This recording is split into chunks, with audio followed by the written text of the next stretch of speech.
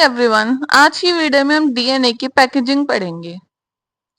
हमें पता है कि डीएनए की जो लेंथ है ह्यूमन में वो है लगभग 2.2 मीटर्स, जबकि ह्यूमन के जो न्यूक्लियस है उसकी लेंथ है 10⁻⁻6 मीटर। तो न्यूक्लियस की लेंथ तो इतनी कम है, न्यूक्लियस का डायमेंशन इतना कम है, लेकिन जो डीएनए है उसकी लेंथ बहुत ज्यादा है। तो इतना बड़ा डीएनए इतने से न्यूक्लियस में कैसे पैक होता है, तो इसकी वही पैकिंग हमें आज करनी है। तो ये पैक होता है न्यूक्लियोसोम में, यानी न्यूक्लियोसोम के चारों तरफ ये लिपटा हुआ रहता है। अब न्यूक्लियोसोम में क्या होता है, एक ऑक्टामर होता है। ऑक्टामर मतलब ऐसी चीज जो 8 यूनिट से मिलकर बनी हुई है। और ये होता है हिस्टोन, यानी हिस्टोन बेसिक प्रोटीन होती है। उस प्रोटीन से मिलकर, उस प्रोटीन के 8 मॉलिक्यूल मिलकर ऑक्टामर बनाते हैं। और वो होते कौन कौन से हैं, H2A, H2B, H3 और H4। इन सभी के दो दो मॉलिक्यूल्स होते हैं और ये मिलकर बनाते हैं हिस्टोन ऑक्टामर। अब इसके चारों तरफ डीएनए कॉइल्ड रहता है और यहाँ पर इसके साइड में एक H1 हिस्टोन लगा हुआ रहता है। ये न्यूक्लियसोम का पार्ट नहीं है, ये कोर पोर्शन नहीं होता, न्यूक्लियस का साइड में होता है और इससे भी डीएनए जुड़ा हुआ रहता है। और ये जो हम डीएनए के चारों तरफ लिपटा हुआ देखते हैं, ये लेफ्ट हैंडेड टर्न्स होती हैं। ऐसे करके जो डीएनए होता है वो दो सर्कल काटता है इस न्यूक्लियोसोम के, इस कोर के पार्टिकल के। और इसमें लगभग, इस कोर के चारों तरफ जो डीएनए होते हैं उसमें लगभग 146 बेस पेयर्स प्रेजेंट होते हैं। अब डीएनए के अंदर बेस पेयर्स होते हैं तो यानी इतनी लंबी इसकी लेंथ होती है डीएनए की कि इसमें 146 बेस पेयर्स हो। अब हिस्टोन्स जो है वो प्रोटीन है और ये बेसिक प्रोटीन्स होती है। इसके पास होता है पॉजिटिव चार्ज, क्योंकि इसके पास लाइसिन और आर्जिनिन होते हैं जिनके पास पॉजिटिव चार्ज होता है। इसकी वजह से इसका नेचर बेसिक होता है। जबकि जो डीएनए है उसका नेगेटिव चार्ज होता है, तो इसका पॉजिटिव चार्ज, डीएनए का नेगेटिव चार्ज, तो ये आपस में बहुत अच्छे से बाइंड रहते हैं। हिस्टोन्स के अलावा इसमें कुछ और प्रोटीन्स भी होते हैं जिनको हम नॉन हिस्टोन प्रोटीन्स भी कहते हैं। ये जो स्टोन्स होते हैं वो 8 मिलकर हिस्टोन ऑक्टामर बना लेते हैं, वही लिखा हुआ है यहाँ पे। उसके चारों तरफ डीएनए जो है वो लिपटा हुआ रहता है। इस न्यूक्लियोसोम की अगर हम बात करें पूरे की, तो न्यूक्लियोसोम में 200 बेस पेयर डीएनए होते हैं प्लस स्टोन ऑक्टामर होता है, इसको हम बोलते हैं न्यूक्लियोसोम। क्रोमेटिन में जो न्यूक्लियोसोम है वो ऐसा लगता है कि एक बीड्स ऑन ए स्ट्रिंग, जैसे एक धागे के ऊपर छोटे छोटे बहुत सारे मोती हों। इस तरीके की स्ट्रक्चर हमें दिखाई देती है, जैसे ये धागा है, इसके ऊपर ही छोटे छोटे मोती, क्योंकि ये न्यूक्लियोसोम है तो ये इस तरीके से हमें दिखाई देते हैं। अगर हम एक टिपिकल मेमलियन सेल की बात करें तो उस मैमेलियन सेल में लगभग 30 मिलियन न्यूक्लियोसोम्स प्रेजेंट होते हैं। और ये जो क्रोमेटिन हम बोलते हैं, क्रोमेटिन मतलब जो ये क्रोमोसोम्स होते हैं उसका पूरा नेटवर्क होता है, उसको हम बोलते हैं क्रोमेटिन। तो क्रोमेटिन बना होता है न्यूक्लियोसोम का। न्यूक्लियोसोम में क्या क्या आ गए, हिस्टोन और DNA plus non histone chromosomal protein का।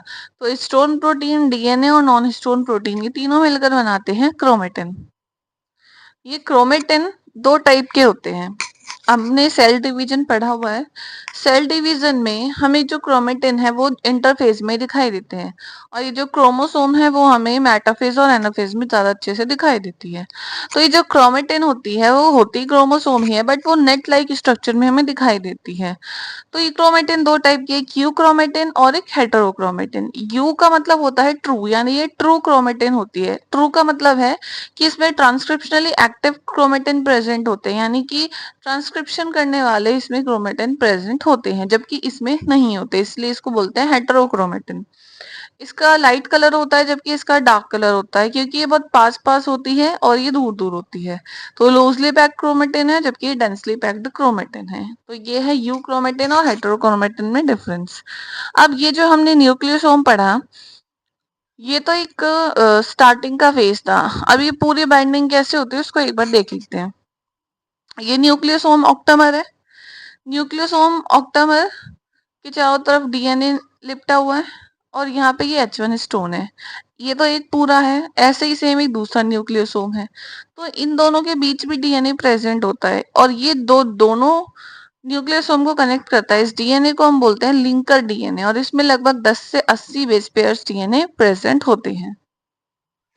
डीएनए की पैकेजिंग को अगर हम देखें तो उसके लिए काफी सारे मॉडल्स आए, लेकिन जो सबसे फेमस मॉडल है, जो ज्यादातर साइंटिस्ट सही मानते हैं, वो है न्यूक्लियोसोम सोलेनॉइड मॉडल। ये मॉडल क्या कहता है? अब हमें पता है कि हमारा जो क्रोमेटिन है, यानी कि हमारा जो जेनेटिक मटेरियल है, वो डीएनए से मिलकर बना हुआ है, और डीएनए होता है डबल स्ट्रैंडेड।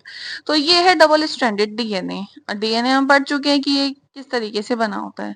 अब ये डीएनए क्या होता है, ये हमने अभी देखा कि न्यूक्लियोइड के चारों तरफ, न्यूक्लियोसोम के चारों तरफ लिपटा हुआ रहता है। तो ये है कोर पोर्शन, यानी हिस्टोन ऑक्टामर, इसके चारों तरफ ये डीएनए लिपटा हुआ है, और ये है H1 हिस्टोन। फिर ये दूसरा न्यूक्लियोसोम, और इन दोनों को बीच में कनेक्ट कर रहा है लिंकर डीएनए। ऐसे ही बहुत सारे न्यूक्लियोसोम प्रेजेंट है। अब ये न्यूक्लियोसोम बहुत ज्यादा आपस में पास पास आ जाते हैं, और बहुत सारे न्यूक्लियोसोम की यूनिट जब एक साथ आ जाती है तो उसको हम बोलते हैं सोलेनॉइड। डीएनए, डीएनए से बना न्यूक्लियोसोम, न्यूक्लियोसोम से बना सोलेनॉइड। फिर ये आगे और ज्यादा कॉइल हो जाता है, कंडेंस हमें दिखता है, वो 300 नैनोमीटर का फाइबर बना लेता है। फिर उसके बाद इसकी कॉइलिंग और ज्यादा बढ़ जाती है, ये बड़ी कॉइलिंग और ज्यादा कंडेंस हो गई, और ज्यादा कॉइल्ड फॉर्म में आ गई है। ये है 700 नैनोमीटर का क्रोमेटिड, और फिर ये इस तरीके से कॉइल कॉइल रह के पूरे क्रोमोसोम में रहता है, यानी इसके अंदर हम देखें तो पूरी ऐसे कॉइलिंग कॉइलिंग हमें दिखने को मिलेगी। तो सोलेनॉइड से आगे बनता है क्रोमेटिड, और क्रोमेटिड से बनता है क्रोमोसोम। तो अगर हम देखें तो क्रोमोसोम एक तरीके से सिर्फ डीएनए ही है जो हाईली कोएड है, लेकिन काफी सारे साइंटिस्ट का ये मानना है कि इसके ऊपर एक लेयर होती है, कवरिंग होती है। जैसे ये क्रोमोसोम का डायग्राम है, ये है बीच वाला पोर्शन जिसको हम बोलते हैं सेंट्रोमियर, और ये है क्रोमोसोम। तो ये जो ये चीज हम बनाते हैं, इसको हम बोलते हैं पेलिकल। अब कुछ साइंटिस्ट बोलते हैं कि पेलिकल होती है, कुछ साइंटिस्ट बोलते हैं नहीं होती, तो इसका अभी हमारे पास कुछ प्रूफ नहीं है। और इसके अंदर जो फ्लूइड भरा रहता है, इस फ्लूइड को हम बोलते हैं मैट्रिक्स, और इसके अंदर डीएनए प्रेजेंट रहता है पूरा। अब इसके अंदर जो हमें धागे जैसे स्ट्रक्चर देखने को मिल रही है, इसको हम बोलते हैं क्रोमोनीमा, और इस पर बीड लाइक स्ट्रक्चर देखने को मिलती है, वो होते हैं क्रोमोमियर।